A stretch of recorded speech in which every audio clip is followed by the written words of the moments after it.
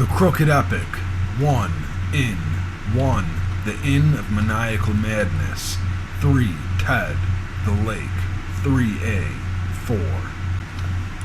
They all ran through the woods to the path and up over the swampy area until the sounds of the bats faded away.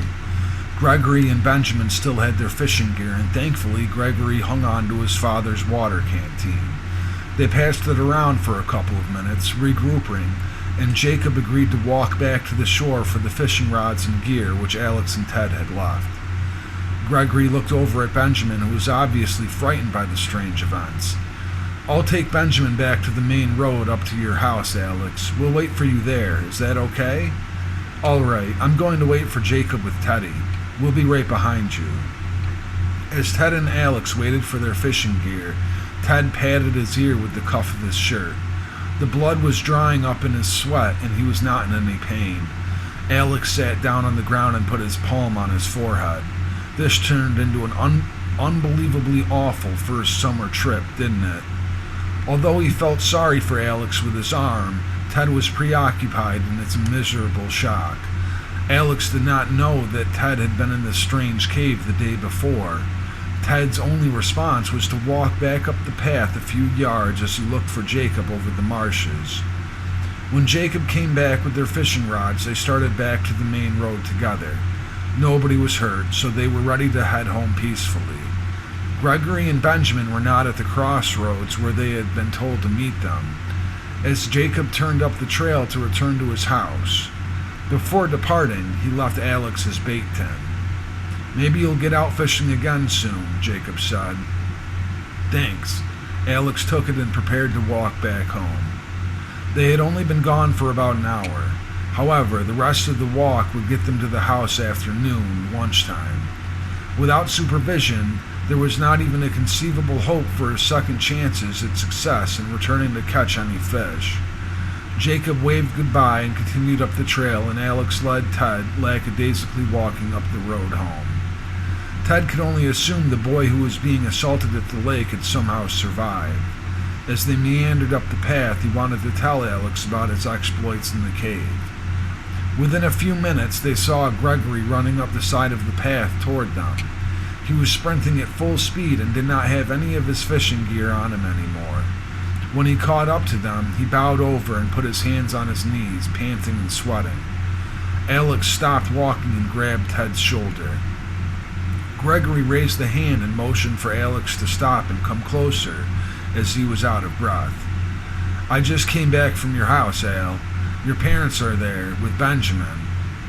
The Federal Bureau of Investigation was there while we were gone because one of Ted's friends went missing this morning. Darren? We didn't see him this morning. Did you, Ted?"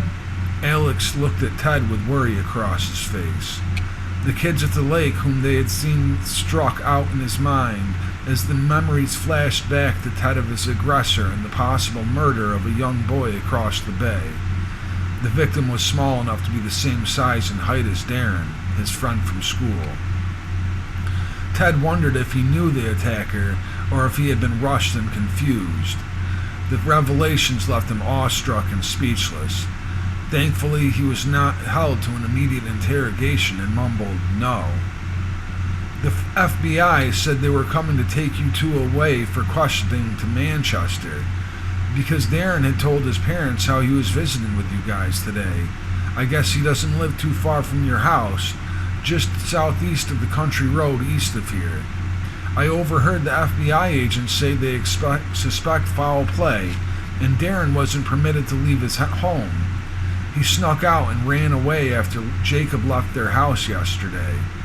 Gregory handed over the refilled canteen to them. "Didn't you say you saw someone else at the lake, Ted, besides the kid with that stick?" Alec was quick to investigate with questions. Ted could tell from his expression that he would also be protective of him and defensive of the family name above all else. Having failed already, his mission of keeping the crew safe at the lake renewed his ambition to behave like an older brother and guardian. "Can you keep an eye on our fishing gear? You can take it back with you, or borrow it too, if you promise to return it," Ted said. Gregory took the gear from them both. He was older and maybe more responsible, yet he understood the brother's dilemma. "What's going on?" asked Alex. "Alex, I have to show you something." The only thing Ted could think to do was show Alex the cave. Maybe if Al saw what he had seen the day before, the events at the lake would become more believable. If anybody was going to make sense of what happened before Ted was framed, he had to bring Alex over to the other end of the property, to the fantastic, mysterious cave. They would secretly hide and should plan. Alex sensed something seriously awry with Ted. He wanted to usurp control of the situation as the older brother, but was wary of the details. Ted had been acting slightly strange since the previous night, as if he were possessed by some unexplained phenomena. Alex was intrigued, and this led him to decide to follow Ted.